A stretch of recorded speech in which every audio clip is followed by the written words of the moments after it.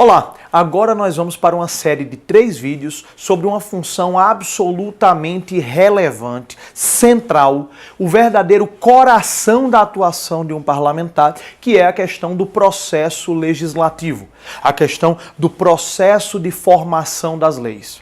O poder legislativo, nós já vimos, ele tem 2 funções típicas, a função de fiscalizar e a função de legislar.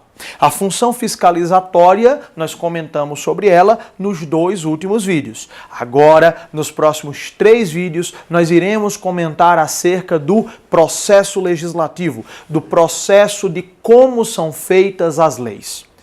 Vejam só, aqui é uma questão muito complexa, muito complicada. É claro que os meandros de como se faz a lei, você vai ter que também analisar no regimento interno da casa legislativa a que você pertença. Quando você chegar, você vai se ambientando. Em geral, as casas legislativas têm um serviço de consultoria legislativa, formado por servidores concursados. Eu, por exemplo, sou consultor legislativo do Senado Federal. E aí você pode também pedir estudos e orientações para a consultoria legislativa da sua casa parlamentar. Mas a gente vai trazer aqui as noções acerca de como funciona o processo legislativo. Bom, o processo legislativo, o processo de elaboração das leis, ele tem por objeto produzir uma das chamadas espécies normativas do artigo 59 da Constituição Federal. Então, se você quiser, já pode até dar um pause aqui no vídeo e vai lá, abre uma aba aí para você consultar o que diz o artigo 59 da Constituição Federal.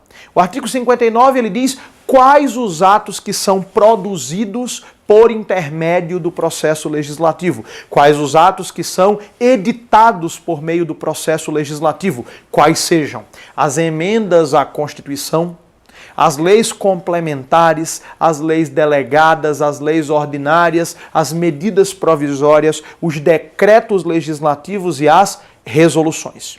Eu vou comentar cada uma dessas espécies normativas, o que é que ela tem de peculiar.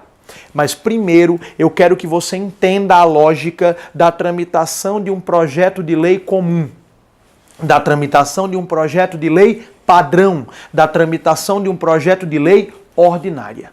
Quer dizer, nós vamos primeiro entender como é que funciona um projeto de lei ordinária para depois a gente ver quais as peculiaridades das outras espécies normativas. Tá pronto? Então vamos lá. A elaboração de uma lei, ela vai trazer várias etapas. A primeira etapa é a etapa da iniciativa. O que é a iniciativa? É a propositura de um projeto. É a apresentação de um projeto de lei. Então, quando um deputado ou senador diz que vai apresentar um projeto de lei, diz que vai propor algo, ele está dizendo que vai exercer o seu poder da iniciativa. Depois da iniciativa, vem uma etapa chamada de discussão.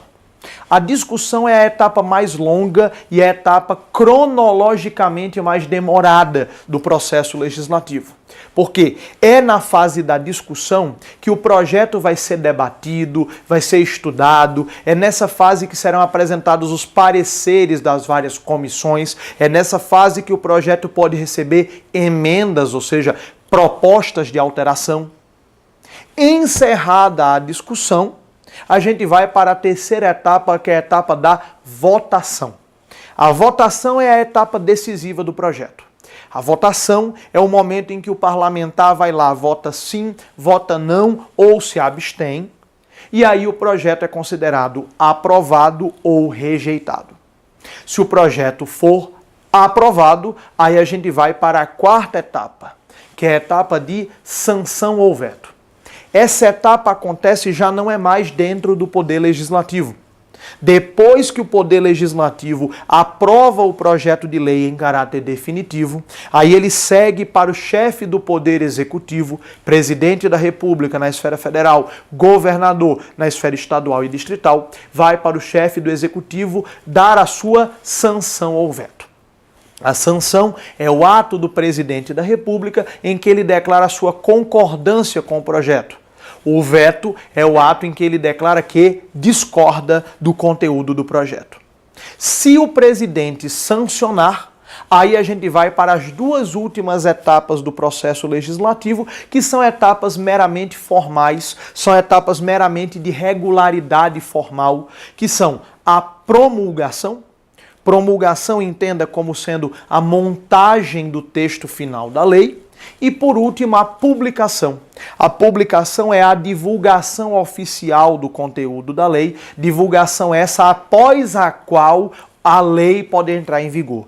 Perceba que a lei ela só entra em vigor após a sua publicação, após a sua divulgação oficial.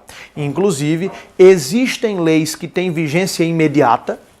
Se você quiser que a lei tenha vigência imediata, você deve colocar isso expressamente no projeto, lá no último artigo. Esta lei entra em vigor na data de sua publicação. Mas existem leis que têm um período de adaptação da sociedade, existem leis que têm um período entre a sua publicação e a sua entrada em vigor, período esse conhecido como o período da vacatio legis, o período da vacância da lei. Para que existe a vacatio legis? Para garantir que a sociedade se adapte à mudança legislativa. Nós tivemos um exemplo recente da lei do uso dos faróis baixos nas rodovias durante o dia, que gerou um verdadeiro escarcéu, porque não houve tempo suficiente para a sociedade se adaptar a essa nova norma, inclusive para que os próprios órgãos de trânsito colocassem os avisos devidos. Isso é uma amostra de que o legislador não pensou direito no período da vacatio legis, quer dizer, ele não colocou um período de vacância da lei adaptado à mudança legislativa. Para leis de pequena repercussão, você pode colocar que ela tem vigência imediata. Mas para as leis de maior repercussão, quanto maior a mudança que a sociedade for sentir com essa lei, maior a necessidade de adaptação, consequentemente, maior deve ser o período de vacatio legis. Mas veja, eu trouxe para você aqui só uma visão panorâmica de cada uma dessas etapas, de cada uma dessas fases. Agora eu vou detalhar e esmiuçar cada uma dessas etapas. Então vamos lá, vamos para a etapa 1. A etapa 1 que é a iniciativa, a propositura de um projeto de lei. Bom, você vai lá, você é deputado, você é senador, você vai apresentar um projeto de lei. Você pode apresentar projetos de lei? Claro, você é um parlamentar. A função de legislar é uma função que lhe é típica. Agora, não é em todo e qualquer tema que você pode propor projetos de lei. Primeiro, deve ser um projeto de lei adequado à repartição de competências federativas. A gente viu aqui 2 vídeos sobre repartição de competências federativas. Então, por exemplo, se você é um deputado federal ou um senador, você não pode propor um projeto sobre uma matéria que é de competência estadual ou municipal. Se você é um deputado distrital, você não pode invadir a competência legislativa da União. Mas mesmo que você esteja dentro da sua competência legislativa, você tem que ter cuidado porque tem alguns temas acerca dos quais o legislativo não pode debater por iniciativa própria. Existem alguns temas, algumas matérias que o legislativo só pode discutir o projeto se ele for provocado. São os casos da chamada iniciativa privativa. Guarde bem isso, ó. A iniciativa privativa, o que é? São as hipóteses em que a Constituição diz que naquele tema só quem vai poder propor o projeto de lei é uma autoridade específica. São os casos em que a Constituição diz assim, ó, para propor projeto de lei sobre a matéria X, só se for a autoridade Y. E aí, nesse caso, se qualquer outra pessoa propuser o projeto será irremediavelmente inconstitucional por conter o chamado vício de iniciativa, a falha na etapa da iniciativa. Normalmente, regra geral, qualquer deputado ou senador pode propor um projeto de lei sobre qualquer tema. Então, você vai lá, consulta na Constituição, principalmente no artigo 61, você vê se não há nada que impeça você de apresentar o projeto. Você vê se não é uma matéria de iniciativa privativa de outro poder. Não sendo, você está liberado. Porque a própria Constituição diz, no caput do artigo 61, na cabeça do artigo 61, ela diz que os projetos de lei podem ser apresentados por deputados, senadores ou por comissões. Então, não havendo proibição constitucional, qualquer deputado sozinho pode apresentar um projeto, qualquer senador sozinho pode apresentar o projeto, qualquer comissão, seja da Câmara, seja do Senado, pode apresentar o projeto. Exemplos clássicos de matérias que são de iniciativa comum, que qualquer deputado ou senador pode apresentar sozinho. Matérias de trânsito, direito do consumidor, direito empresarial, direito penal. Tudo isso são matérias de iniciativa geral ou comum. Tudo isso são matérias em que qualquer deputado ou senador pode exercer o seu poder da iniciativa. Mas, como eu disse, existem algumas matérias em que a iniciativa é privativa de uma autoridade específica. Por exemplo, existem matérias em que a iniciativa é privativa do presidente da República, do chefe do Poder Executivo. E, claro, nas demais esferas da federação, isso se aplica por simetria, isso se aplica por tabela. Quer dizer, o que eu disser aqui que é de iniciativa privativa do presidente, na esfera distrital é de iniciativa privativa do governador. Então vamos lá, artigo 61, parágrafo 1º. Quais são os principais casos, as principais hipóteses de iniciativa privativa do presidente da República e que eu me deparo muitas vezes com parlamentares acreditando poderem propor projetos nessa matéria, o que não é verdade. Primeiro, questão de cargos no Poder Executivo. Tudo que tem a ver com cargos do Poder Executivo, só quem pode propor o projeto é o próprio chefe do Poder Executivo. Então, criar cargos no Executivo, só por iniciativa do chefe do Executivo. Extinguir cargos no Executivo por meio de lei, só por meio de projeto de lei do chefe do Executivo. Também dar vencimento, dar aumento de vencimento, aumento de remuneração para os servidores públicos do Poder Executivo. De novo, só por iniciativa do chefe do Poder Executivo. Aliás, é uma boa forma de você tentar barrar determinados projetos com os quais você discorde, ou dos quais você discorde, mas com os quais você não queira brigar diretamente. Aí você diz, opa, eu até votaria a favor, mas esse projeto é inconstitucional porque tem um vício de iniciativa. Não adianta votar porque lá na frente o judiciário vai declarar inconstitucional. Então lembre, qualquer projeto sobre cargos e vencimentos do Poder Executivo, só quem pode propor é o chefe do poder respectivo. Aliás, isso é uma regra geral. Isso vale para todos os poderes. Para criar cargos no judiciário e dar aumento aos servidores do judiciário, só por iniciativa do próprio Poder Judiciário. Para criar cargos no Ministério Público e dar aumento aos servidores do Ministério Público, só por iniciativa do chefe do Ministério Público, Procurador-Geral. Além desses casos, o presidente também tem iniciativa privativa em uma matéria relevantíssima, que é a matéria orçamentária. Então olha que coisa interessante, naquele mecanismo de separação de poderes que a gente viu no primeiro vídeo. Quem é que vota o projeto de lei orçamentária anual, PELOA? O Congresso. Mas o Congresso só pode votar o orçamento por iniciativa do presidente da República. É o presidente que propõe o PPA, o Plano Plurianual. É o presidente que propõe o PLDO, o Projeto da Lei de Diretrizes Orçamentárias. É o presidente que propõe o PELOA, o Projeto de Lei Orçamentária Anual. E digo mais, é o presidente que propõe qualquer alteração no orçamento. Por exemplo, projeto de alteração da meta fiscal, de modificação da meta fiscal. Projeto de iniciativa do presidente. Artigo 165 da Constituição Federal. Tudo que tem a ver com orçamento é matéria que somente o chefe do executivo é que pode propor ao legislativo.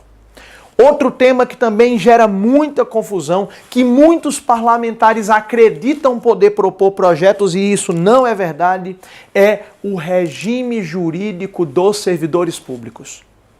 Então, por exemplo, na esfera federal, nós temos a Lei 8.112. A Lei 8.112, que é o Estatuto dos Servidores Públicos Federais, que rege os chamados servidores estatutários. Qualquer alteração na Lei 8.112 só pode ser feita pelo Congresso se for a pedido do Presidente da República. Quer dizer, mesmo que você seja um deputado ou senador, está estudando a Lei 8.112 e verificou lá uma incongruência, uma falha, uma omissão, você não pode, por iniciativa própria, propor um projeto alterando a Lei 8.112. Qualquer projeto sobre regime jurídico dos servidores públicos tem que partir por iniciativa do Presidente da República, sob pena de ser depois declarado inconstitucional pelo vício de iniciativa. E outra matéria, essa também gera muita confusão, é a questão de entidades e órgãos do Poder Executivo. Ora, até mesmo em respeito à autonomia do Poder Executivo, qualquer alteração estrutural no Executivo, por meio de projeto de lei, vai ter que ser feita por projeto de lei de autoria do chefe do Executivo. Tem muito deputado e muito senador que quer fazer projeto alterando as atribuições do MEC, fazer projeto alterando as atribuições de uma agência reguladora, fazer projeto criando estatais ou extinguindo estatais. Nada disso pode ser feito por iniciativa parlamentar. Criar estatais, extinguir estatais, criar autarquias, extinguir autarquias, mexer em ministérios, criar ministérios, extinguir ministérios, definir atribuições dos ministérios, é tudo matéria de iniciativa privativa do Presidente da República. Quer dizer, quem bate o martelo é o Congresso. Mas ele não pode fazer isso por iniciativa própria. Ele só pode fazer isso por iniciativa do presidente. Nós também temos hipóteses de iniciativa privativa de outros poderes, mas as principais são essas que eu falei aqui, as hipóteses de iniciativa privativa, especialmente do presidente.